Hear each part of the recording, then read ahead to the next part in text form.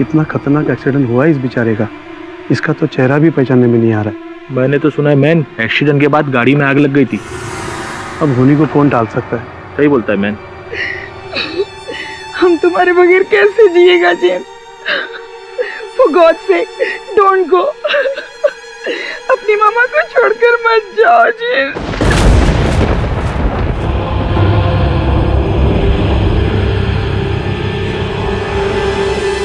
मामा संभालो अपने आप को, प्लीज डोंट क्राई। तुम रोएगा तो जेम्स की सोल को बहुत दुख पहुंचेगा। हमारा जेम्स नहीं मर सकता, कभी नहीं मर सकता। वो अपनी मम्मा को छोड़कर नहीं जा सकता। वो वापस आएगा।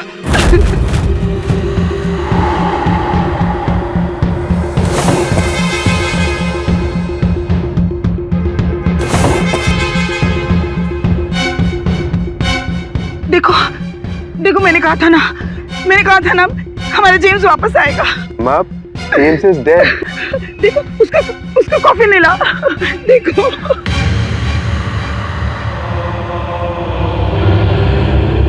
मामा प्लीज मामा, कॉफिन अपनी जगह पे ही है। जेम्स अब वापस नहीं आएगा, ही इज डेड।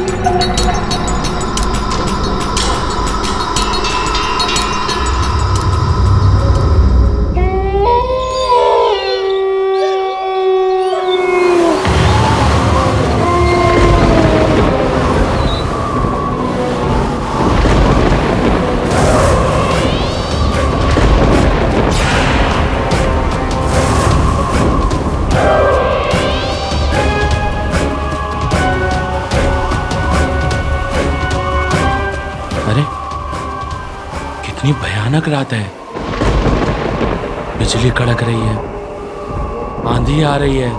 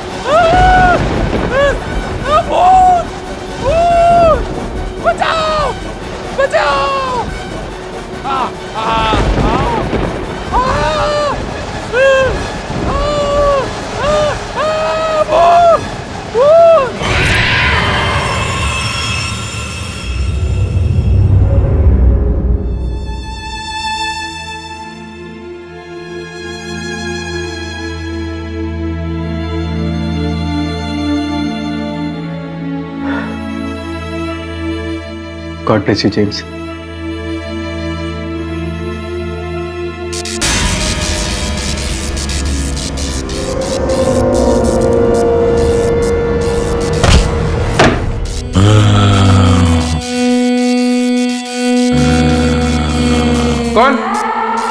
कौन हो तुम? अरे कौन हो तुम?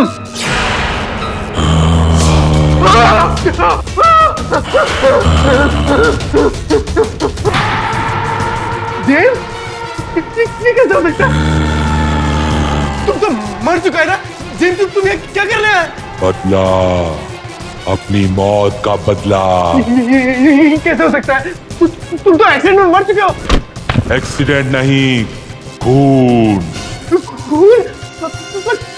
तुम्हारा तो एक्सीडेंट हुआ था। किसने किया खून? विशाल। विशाल? क्यों? किस लिए? सारे जवाब perfect. Highway, garage, Bablu mechanic.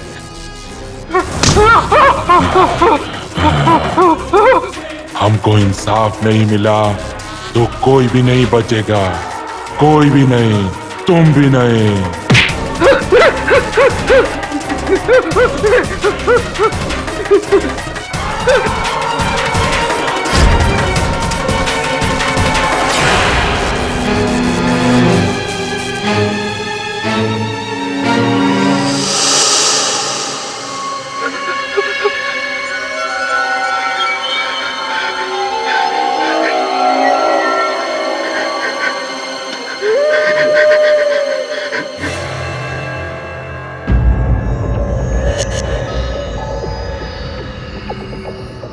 अच्छा,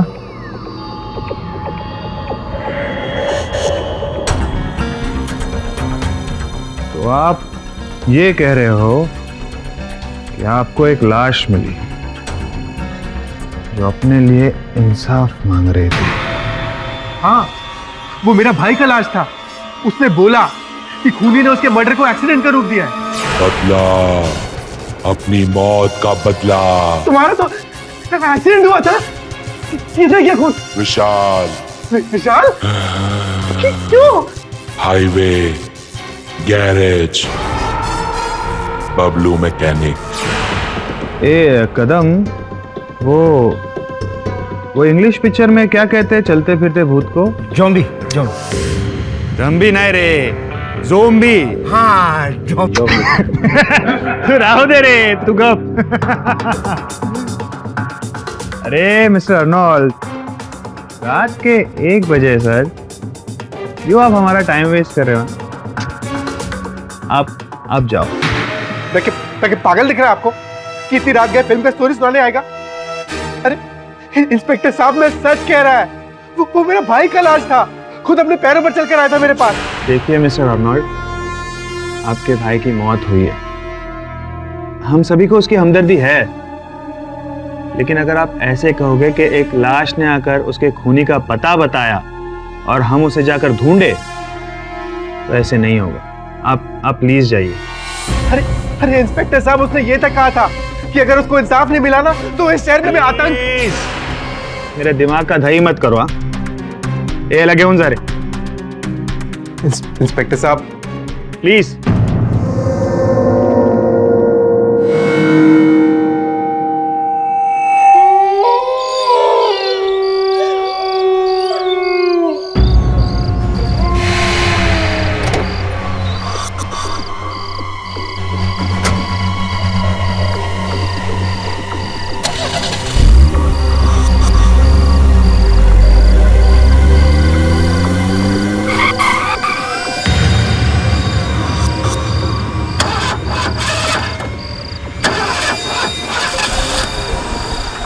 अरे ये गाड़ी को क्या हो गया अचानक?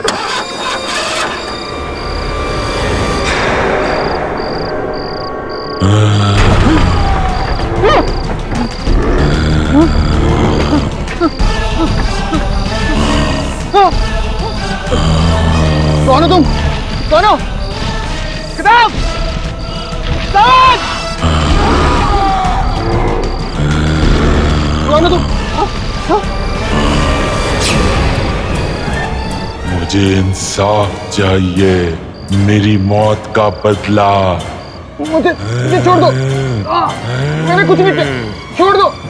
मेरे खूनी को पनिश, तब माफी।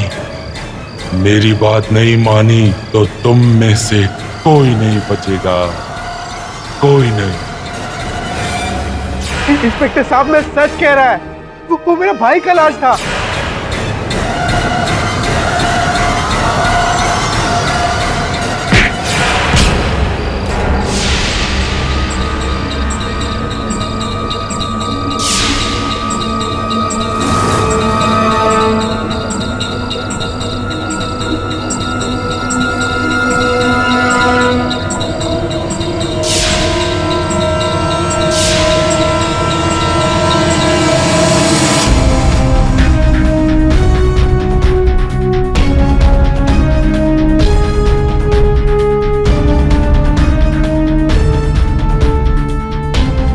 साहब यही जगह था साहब जहां से एक हाथ निकला, मेरा पैर पकड़ लिया था साहब।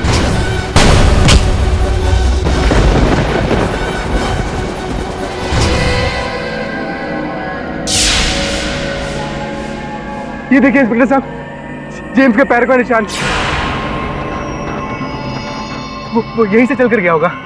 माना कि कल रात को मुझ पर लाश ने हमला किया, लेकिन वो लाश जेम्स की है या नहीं ये जानना बहुत जरूरी है। खोदो जल्दी।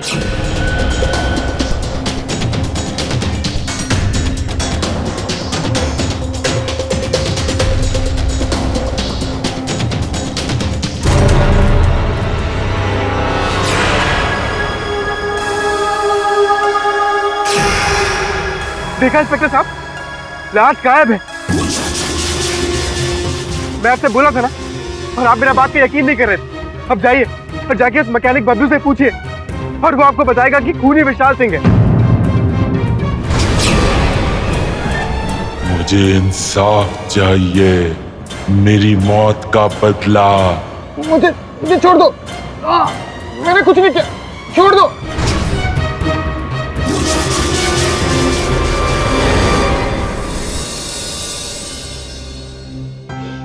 कॉलेज के दिनों से देख रहा हूं तुम्हें, तुम्हारी रोने की आदत अभी तक गई नहीं।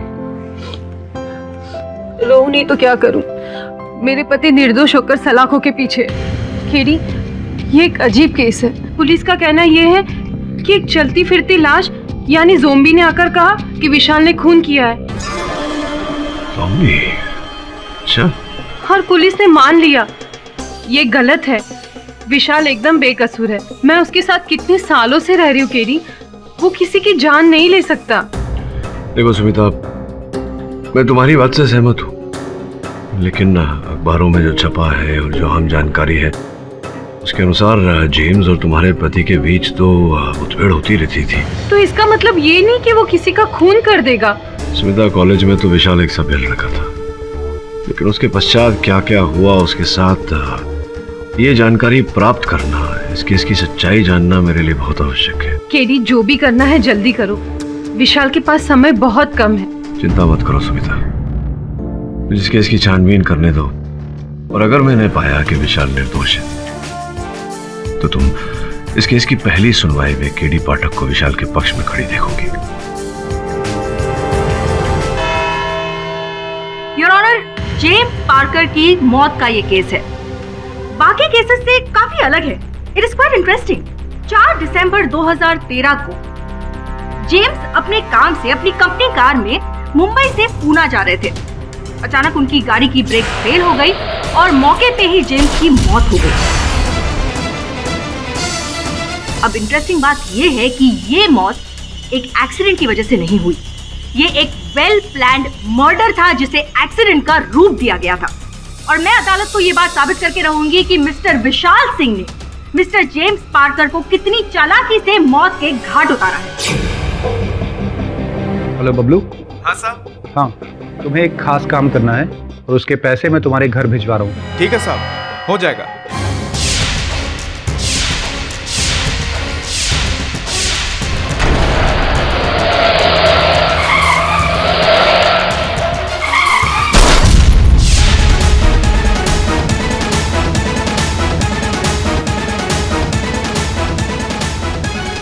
सुरभि दीक्षित,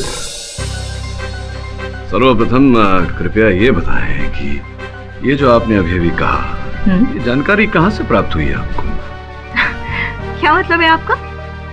मतलब ये योर ऑनर की ये जो मुकदमा है ये प्रथम स्तर से ही निराधार है। पुलिस का ऐसा कहना है कि जो साक्ष्य और जो सबूत मेरे मुवक्किल के विरुद्ध उन्हें प्राप्त हुए हैं वो किसी चलती फिरती लाश, किसी ज़ॉम्बी के द्वारा प्राप्त हुए हैं।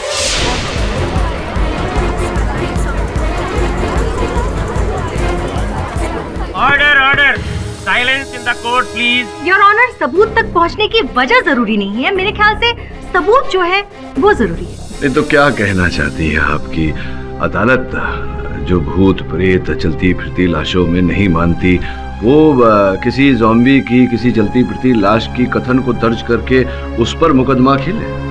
ये मेरे मुवक्किल को फंसाने के लिए एक गहरी चाल है।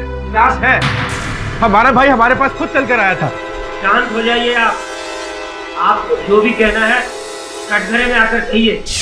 जज साहब, हम अपना भाई को अच्छे से पहचानते हैं। वो हमारा भाई जेम्स ही था जो उस रात घर के अंदर आया था।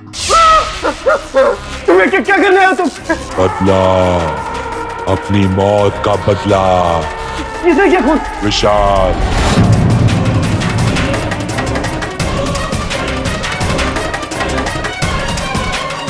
और वो हमको बोला कि अगर विशाल को सजा नहीं हुआ और उसे इंसाफ नहीं मिला तो वो किसी को भी जिंदा नहीं छोड़ेगा, सबको मार डालेगा। और अगर आपको हमारी बात पे यकीन नहीं है तो आप इंस्पेक्टर कामले से पूछ लो। योर ऑनर, ये बात सच है कि जेम्स के लाश ने मुझ पर हमला किया।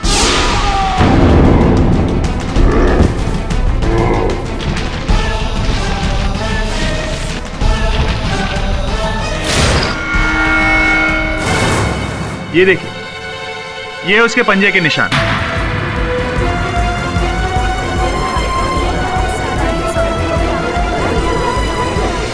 योर ऑनर, उस दिन लाश के साथ मुठभेड़ में इंस्पेक्टर के हाथ लाश की शर्ट का ये टुकड़ा आ गया था।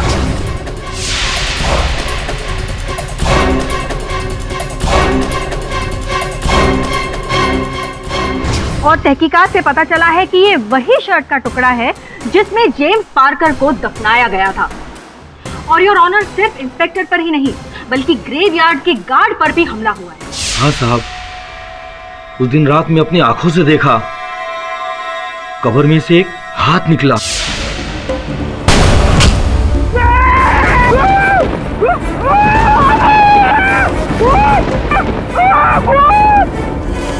उसने तो हमारे पैर पकड़ लिया था। वो तो पहाड़ों वाले देवी माँ का कृपा है कि मैं बच गया। साहब, उस लाश को इंसाफ दिलाइए, नहीं तो हम सब मारे जाएंगे।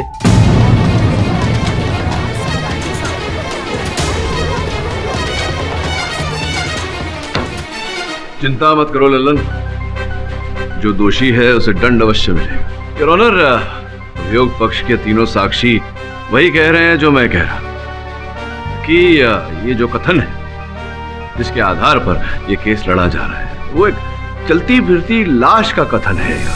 योर ऑनर, वकील तो मैं भी हूँ और मैं भी चलती फिरती लाश वगैरह जैसी चीजों में विश्वास नहीं रखती, लेकिन ये लाश या जो कुछ भी है उसे हमें सच्चाई से अवगत किया है और इस बात को नकारा नहीं जा सकता। I object your honour. एक व्यक्ति जिसे दफना दिया गया, उसकी देह का, उसके शव का प्रकट होना और आकर कथन देना, ये इस बात को प्रमाणित करता है योर ऑनर की ये किसी का रचा हुआ षड्यंत्र है मेरे मुवक्किल के विरुद्ध।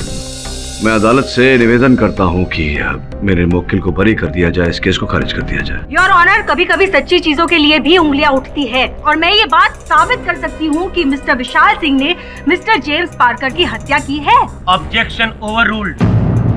मिस्टर केडी पाठक, ये अदालत भी इस बात को समझती है कि कोई चलती फिरती लाश नहीं होती है, लेकिन अगर मिस्टर जेम्स पार्कर का कोई कातिल है तो उसे सजा तो अवश्य मिलनी चाहिए। इसलिए आप दोनों इस बात पर बहस ना करें तो अच्छा है, क्योंकि ये केस सबूतों के आधार पर लड़ा जाएगा। इस केस की आगे की कार्रवाई जारी की जाए। Thank you your honour. Your honour, अब मैं अदालत में ये बात साबित करना चाहूंगी कि mister Vishal Singh mister James Parker को क्यों मारना चाहते थे। मिस्टर विशाल, आप रिया सक्सेना नाम की औरत को जानते हैं? मुझे नहीं पता। योर ऑनर, बहुत ही इंटरेस्टिंग स्टोरी है विशाल की। सितंबर 1995 विशाल ने मिस्टर जेम्स को रॉड से मारा था और ये मैटर पुलिस में भी दर्ज हुआ था, जिस बात की FIR रिपोर्ट हमारे पास है। योर ऑनर, जो इंसान अपने होश खोकर किसी की जान लेने की कोशिश कर सकता है वो किसी की जान ले क्यों नहीं सकता? मिस दीक्षित, जिस समय की आप बात कर रही हैं उस समय मेरे मुवक्किल कॉलेज में थे और कॉलेज में योर ऑनर अल्हड़ उम्र होती है। इस उम्र में ऐसी भूल हो जाती है, हम सब से कहीं ना कहीं हुई। चलिए आपको समझदारी की उम्र की एक बात बताते हैं। योर ऑनर, जेम्स और विशाल दोनों की इंसिडेंटली एक ही कंपनी में नौकरी लगी। अब अपनी काबिलियत की वजह से जेम्स कुछ ही समय में मिस्टर विशाल के बॉस बन गए। कैसी बातें करती हो स्मिता? तुम्हारे बर्थडे पे तुम्हें डिनर पे नहीं लेके जाऊंगा तो पड़ोसन को लेके जाऊंगा क्या? रेडी रहो, 1 घंटे में आ रहा हूँ। बाय। अरे इतनी जल्दी तुम कहाँ जा रहे हो? मुझे कहीं जाना है जेम्स। जेम्स नहीं, सर बोलने का। तुम्हें पता नहीं मैं तुम्हारा बॉस हूँ? I am sorry sir. Very good. अच्छा, मिस्टर रेड्डी के फाइल का क्या हुआ? वो तो मंडे को प्रेजेंट करना है, मैं कल रेडी कर दूंगा। No no no no no, मुझे फाइल आज ही कंप्लीट चाहिए। लेकिन जेम्स, सर मेरी वाइफ का बर्थडे है आज। तो क्या हुआ? ऐसा करो, तुम रिजाइन दे दो और वाइफ के साथ बर्थडे बनाओ। विशाल, तुमने जो कॉलेज में सर पे रॉड मारा था ना, उसका दर्द मुझको आज तक याद है। और मैं जैसे बोलता हूँ वैसे ही करो। मुझे 1 घंटे में फाइल रेडी चाहिए, ऑन माई टेबल, समझे?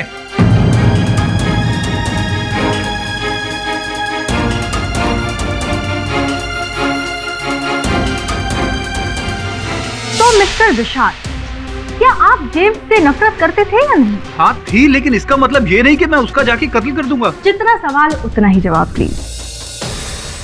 इसके आगे की कहानी मैं बताती हूँ योर ऑनर। धीरे धीरे विशाल के दिल में जेम्स के प्रति नफरत बढ़ती गई, उनका जहर बढ़ता गया और उनके सब्र का बांध तब टूटा जब जेम्स ने इनका प्रेजेंटेशन चुरा के अपने बॉसेस के सामने प्रेजेंट करके खूब वाहवाही लूटी। अब मैं ये नहीं कह रही हूँ कि जेम्स ने जो किया वो सही था या गलत, लेकिन इसका मतलब ये नहीं कि नफरत की आड़ में आकर आप किसी की जान ले लें। योर ऑनर, अभी अभी जिस घटना का वर्णन उर्मी जी ने किया, ऐसी घटनाएं तो हर ऑफिस में घटती रहती हैं। ये साधारण बात है। इसका ये अर्थ नहीं है कि मेरे मुवक्किल ने जेम्स की हत्या कर दी। अगर कुछ बताइए, क्यों मेरे मुवक्किल हत्या करना चाहते थे? किस प्रकार से उन्होंने हत्या की, जबकि हम सब जानते हैं कि ये एक सड़क दुर्घटना थी। योर ऑनर, मैं इसी बात पर आ रही हूँ कि ब्रेक्स किसने और क्यों फेल की, और इसके लिए मैं परफेक्ट हाईवे गैराज के मैकेनिक मिस्टर बबलू को कटघरे में बुलाने की इजाजत चाहूंगी। बताइए, आप मिस्टर विशाल को कब से जानते हैं? यही कोई 5 बरस से मैडम। विशाल साहब जिस कंपनी में काम करते हैं, जीटी इंजीनियरिंग, उस कंपनी की सारी गाड़ियां हमारे पास ही सुधरने के लिए आती हैं। अच्छा, आप बताएंगे कि 3 दिसंबर को, यानी कि हत्या के 1 दिन पहले, मिस्टर विशाल ने आपको फोन किया था, उस कॉन्वर्सेशन के बारे में हमें बताएंगे? उस दिन मेरे पास विशाल साहब के 2 फोन आए थे मैडम। पहला फोन तो गाड़ी में क्या क्या ठीक करना है विशाल साहब ने ये बताया था, और फिर थोड़ी देर बाद दोबारा दूसरा फोन आया था। बोलो विशाल साहब। तुमसे एक बात कहना तो मैं भूल ही गया। गाड़ी की सर्विसिंग के बाद उसकी ब्रेक्स को कुछ इस तरह खराब करना कि वो 30-40 किलोमीटर के बाद फेल हो जाए। ये कौन सा गड़बड़ काम करा रहे हो हमारे से विशाल साहब? और सवाल मत करो, तुम्हें इस काम के अलग से 50,000 मिल जाएंगे। 50,000? कुछ क्लेम का प्रॉब्लम है। ठीक है विशाल साहब, गाड़ी भेज दो, आपका काम हो जाएगा।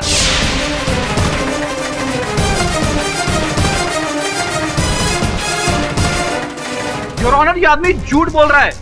मैंने इसे गाड़ी की रिपेयर के लिए जरूर कहा था, लेकिन गाड़ी के ब्रेक फेल करने के लिए नहीं बोला। उस टेलीफोन कॉन्वर्सेशन की ट्रांसक्रिप्ट हमारे पास मौजूद है और ये मैं अदालत में पेश करना चाहूंगी। Your witness please. इस समय कोई प्रश्न नहीं है। केडी, ये आदमी झूठ बोल रहा है। केडी,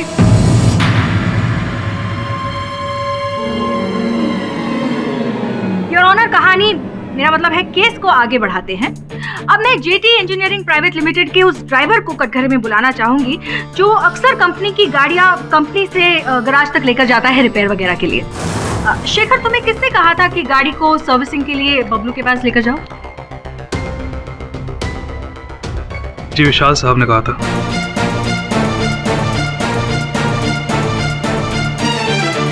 विशाल सिंह साहब ने?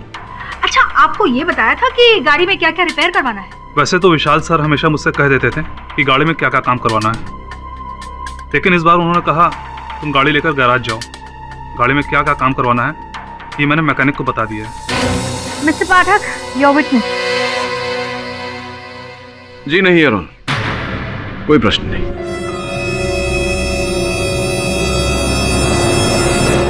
योर ऑनर, अब मैं जेटी इंजीनियरिंग लिमिटेड के एचआर मैनेजर मिस्टर ऋषभ को कटघरे में बुलाने की इजाजत चाहूंगी। मिस्टर ऋषभ, आप जेम्स और विशाल सिंह की रिलेशनशिप के बारे में अदालत को बताएंगे? ऊपर ऊपर से तो काफी अच्छे दोस्त थे, मगर अंदर ही अंदर पक्के दुश्मन थे। जब भी मौका मिलता तब दोनों ही एक दूसरे को नीचा दिखाने का कोई मौका ही नहीं छोड़ते थे। योर ऑनर, अब मैं इस कहानी का एक और अंश अदालत को बताना चाहूंगी। मिस्टर विशाल जेम्स से इतनी नफरत करते थे कि उनको रास्ते से हटाने का पूरा प्लान इन्होंने बना लिया था। ऋषभ, आप मुझे उस टेलीफोन कॉन्वर्सेशन के बारे में बताइए जो हत्या के एक दिन पहले मिस्टर विशाल ने आपको किया था। जी हाँ, जरूर।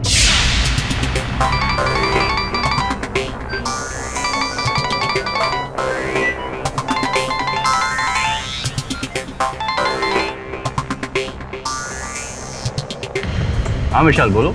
ऋषभ, ये जेम्स अपने आप को समझता क्या है? प्रेजेंटेशन के बाद तो उसका खेल खत्म हो जाएगा। हाँ। मंडे को उसका आखिरी दिन होगा ऋषभ। मंडे को जेम्स फिनिश होगा।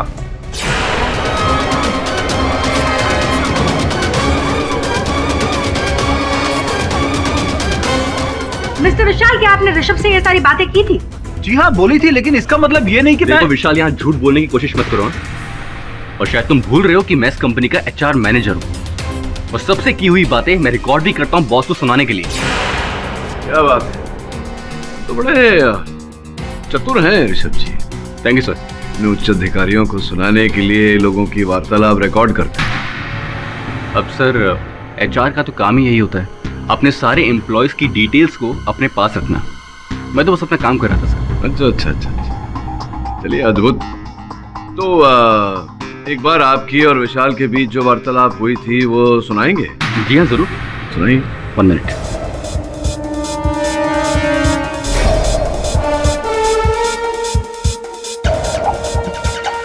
हाँ विशाल बोलो।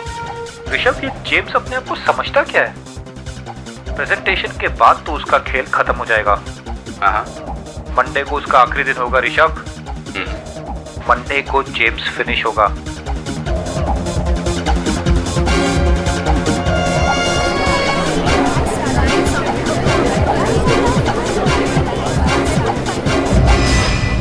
धन्यवाद ऋषभ जी। योर ऑनर, जैसा कि हम सब ने रिकॉर्डिंग में सुना, जो वाक्य कहे गए थे वो कुछ ऐसे थे कि कल उसका खेल खत्म होने वाला है, कल ऑफिस में उसका अंतिम दिन होगा, ना कि इस जग में उसका अंतिम दिन होगा। योर ऑनर, तो इन वाक्यों से मुझे नहीं लगता कि यहाँ कोई किसी की हत्या करने की बात कर रहा है। I object your honour. ऐसी बातें तो इंसान तभी करता है जब उसके मन में किसी की हत्या करने की साजिश चल रही हो। जी नहीं, ऐसा नहीं होता। वैसे भी अभी तक मेरी बात खत्म नहीं हुई है। वो क्या कहा था आपने कि मेरे मुवक्किल के मन में जेम्स की हत्या करने की मंशा जागी क्योंकि जेम्स ने इनका प्रेजेंटेशन चुरा लिया था और अपना बना लिया था। ऐसा कुछ कहा था आपने? हाँ, तो मैंने ऐसा कहा था। एक मिनट ऋषभ, ये जो वार्तालाप तुमने हमें सुनाई, ये प्रेजेंटेशन चोरी होने के पहले है या उसके बाद का? सर, फोन तो पहले ही आया था। पहले की? तो मिस दीक्षित, क्या कहने का अर्थ हुआ आपका कि मेरे मुवक्किल जानते थे कि जेम्स इनका प्रेजेंटेशन चोरी करेंगे?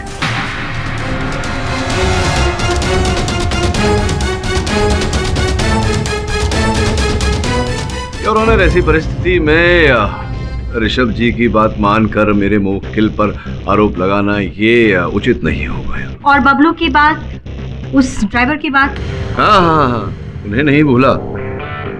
समय आ गया है उनसे पूछताछ करने। बबलू, तुमने कहा था कि फोन किया था विशाल सिंह ने तुम्हें पूरा विश्वास है कि जिस व्यक्ति ने फोन किया था तुम्हें विशाल सिंह ही था, विशाल सिंह की ही आवाज थी? ये बहुत बेकार बात कर दी वकील साहब आपने। सालों से मेरी बात विशाल साहब से हो रही है, मैं उनकी आवाज को अच्छी तरह से पहचानता हूँ। अर्थात तुम्हें पूरा विश्वास है कि वो व्यक्ति जो तुमसे बात कर रहा था वो विशाल सिंह ही था? पूरा 200% विश्वास है साहब। बबलू! संजू, तू यहाँ क्या कर रहा है? अरे तारे को तो ढूंढ रहा हूँ मैं। ये सब क्या हो रहा है? साहब, मैं बबलू का दोस्त हूँ संजू, इसी के घर से भागता हुआ आ रहा हूँ मैं। वो बबलू की इसकी बीवी के साथ अर्जेंट बात करानी है। देखिए, इस तरह कोर्ट में फोन पर बात करना अलाउड नहीं है, आप बाहर जाकर बात करिए। बहुत अर्जेंट है साहब, इसके बेटे का एक्सीडेंट हो गया। योर ऑनर, मैं मानता हूँ कि कोर्ट में फोन पर बात करना कोर्ट के नियमों का उल्लंघन होगा, लेकिन यहाँ स्थिति कुछ गंभीर लग रही है। इसी कारण मैं निवेदन करता हूँ आपसे कि बात कर लेने दीजिए ना। जल्दी बात करवाइएगा।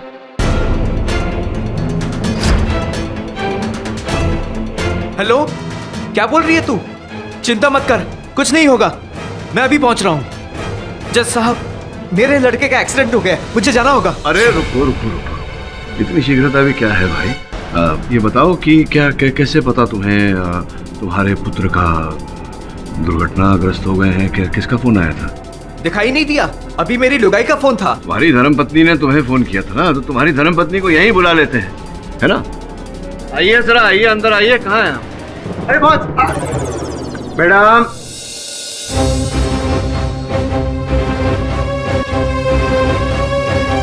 ये लीजिए, आ गई आपकी धर्मपत्नी। नहीं, ये मेरी लुगाई नहीं है।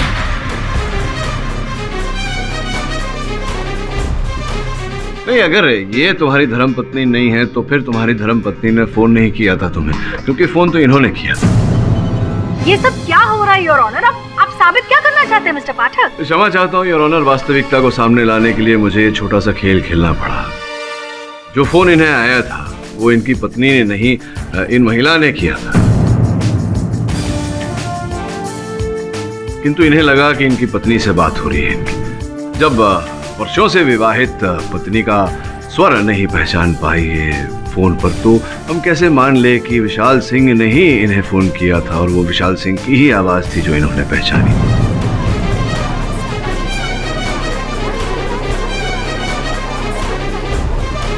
मिस्टर केडी, आगे से आप ऐसा कोई काम न करें जो अदालत की मर्यादा के विरुद्ध है। क्षमा चाहता हूँ। केस की कार्रवाई आगे बढ़ाई जाए। योर ऑनर, बबलू विशाल की आवाज पहचाने नहीं पहचाने, लेकिन कंपनी रिकॉर्ड से क्लियरली प्रूव होता है कि ये कॉल विशाल ने ही बबलू को किया था। योर ऑनर, कंपनी का लैंडलाइन है और कोई भी व्यक्ति जो कंपनी में काम करता हो या वहां आया हो, वो उस कंपनी के लैंडलाइन का और विशाल सिंह के एक्सटेंशन का उपयोग कर सकता है योर ऑनर, फोन करने के लिए। रही बबलू साहब की बात, तो बबलू साहब कुछ ऐसे व्यक्ति हैं जो 10,000 रुपए के लिए एक गाड़ी का इंजन दूसरी गाड़ी में फिट करते। तो अगर इन्हें अधिक मात्रा में रुपए मिले तो ये गाड़ी का ब्रेक फेल भी कर सकते हैं और अदालत में झूठा कथन भी दे सकते हैं। ये सब इनके बस की बात है। और HR मैनेजर ऋषभ की बात को तो मैं अदालत में खंडित कर ही चुका हूँ। तो कुल मिला के अब अभियोग पक्ष के पास उस चलती फिरती लाश के कथन के अतिरिक्त और कुछ नहीं बचा यार, और उस कथन के आधार पर मेरे मुवक्किल को दोषी करार नहीं दिया जा सकता। एक ही तरीका है योर ऑनर, उस चलती फिरती लाश तक पहले पहुंचना पड़ेगा और इसमें लगेगा समय। मैं अदालत से निवेदन करता हूं कि तब तक मेरे मुवक्किल को जमानत पर रिहा किया जाए। इस अदालत की अब तक की कार्यवाही तमाम सबूतों और गवाहों को सुनने के बाद ये निश्चित नहीं हो पाया है कि mister Vishal Singh mister James Parker के हत्या के जिम्मेदार हैं। लिहाजा ये अदालत मिस्टर विशाल सिंह की जमानत की अर्जी को मंजूरी देती है। The court is adjourned for the day. जज साहब, विशाल सिंह को रिहा करके आप बहुत बड़ी गलती कर रहे हैं जज साहब। अरे हमारा भाई जेम्स ऑफिस आएगा और उनको मार डालेगा जज साहब। जज साहब, उसने कहा था कि अगर उसको इंसाफ नहीं मिला तो वो हमें मार डालेगा जज साहब। जज साहब, हमारी बात सुनिए जज साहब। जज साहब,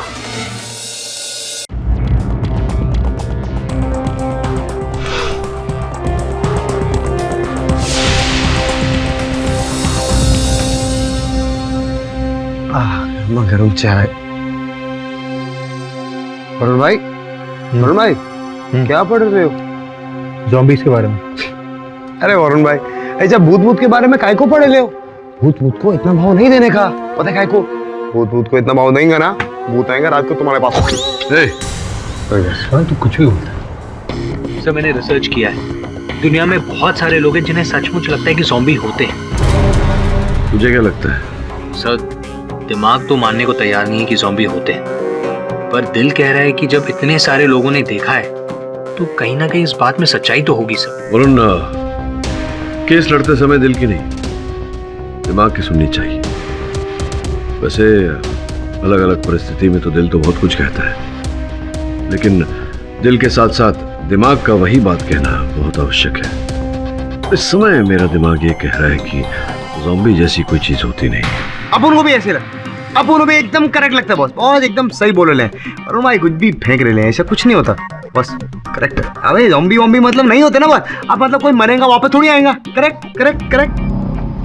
लेकिन सर, एक बात समझ में नहीं आ रही है, ये ज़ॉम्बी या फिर जो भी है जो लाश बनकर आ रहा है, उसे इस केस के बारे में इतना कैसे पता? यही तो चिंता का विषय है कि अंततः वो व्यक्ति जो भी है, जीवित व्यक्ति, वो है कौन? हाँ बॉस, अब लगता है बॉस कि जो भी है ना आदमी, ये विशाल का एकदम सॉलिड दुश्मन है। विशाल ने किया रहेगा कुछ पंगा उसके साथ। हाँ, हो भी सकता है और नहीं भी हो सकता, लेकिन जो भी हो, ये केस बहुत पेचीदा होता जा रहा है। अगर बॉस केस पेचीदा है तो अपन का बॉस भी तो स्क्रू ड्राइवर है ना भाई। अरे बॉस बोले तो कि अगर केस का स्क्रू जरा ढीला तो जरा टाइट कर दो ना। हाँ, केस का स्क्रू टाइट कर देंगे बॉस, फिर देखना खूनी खुद ब खुद सबको दिखने लगेगा। अपन जानता है बॉस भाई, टैलेंटेड आदमी है।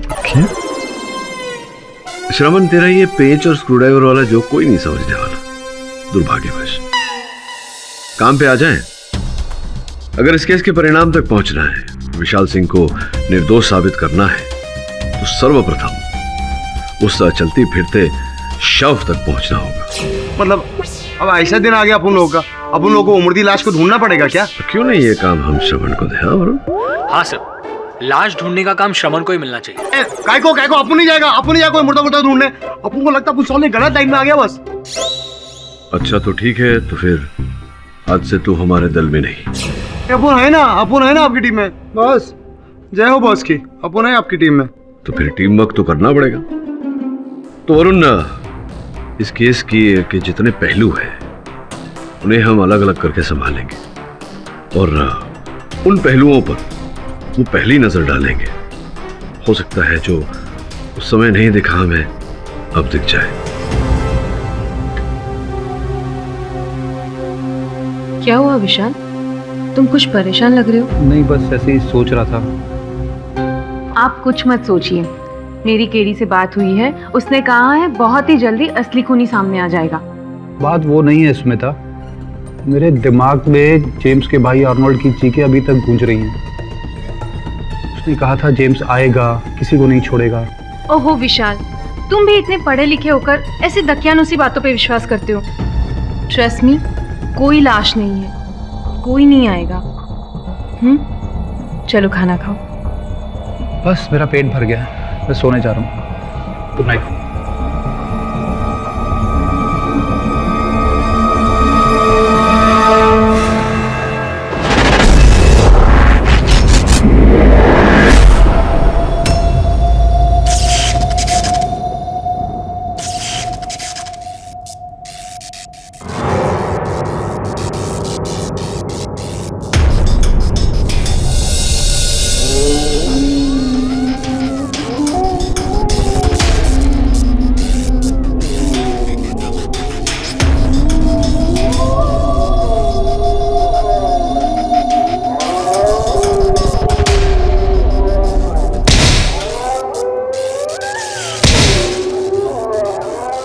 इतनी रात को कौन आया होगा?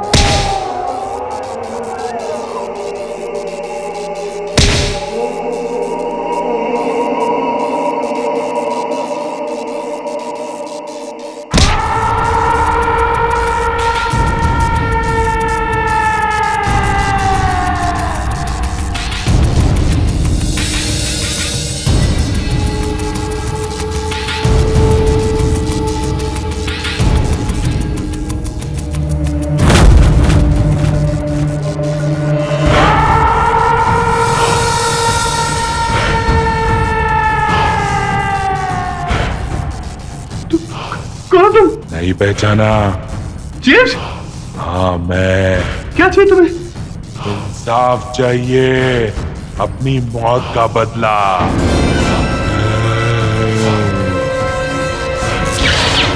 जेम्स, जेम्स, मैंने तुम्हें नहीं मारा जेम्स, तुम्हें कुछ गलतफहमी हुई है। तुमने ही मारा है।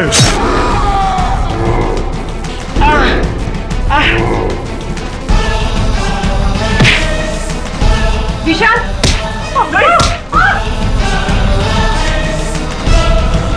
कोई नहीं बचेगा, कोई भी नहीं बचेगा। अगर अपनी फैमिली को बचाना चाहते हो तो पुलिस के पास जाके अपना गुनाह कबूल करो। कल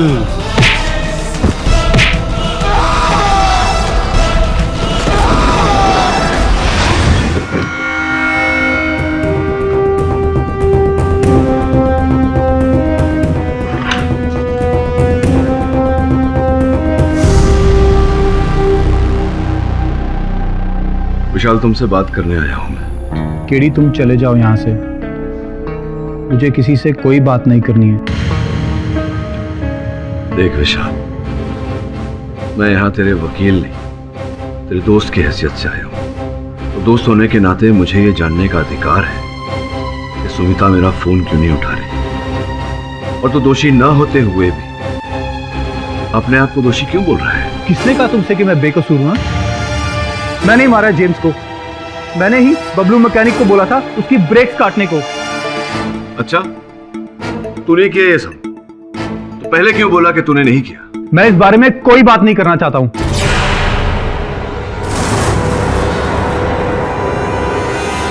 देख विशाल, सच क्या है ये तुझे बताना पड़ेगा। और तू किस बात से डर रहा है? मुझे लग रहा है तू किसी के दबाव में आकर झूठ बोल रहा है। क्या बात है, बता। क्या करोगे सच जान के तुम? हाँ, मैं सारी दुनिया के सामने बोल चुका हूं कि जेम्स को मैंने ही मारा है, और 4 दिन बाद अदालत में भी यही बोलने वाला हूं।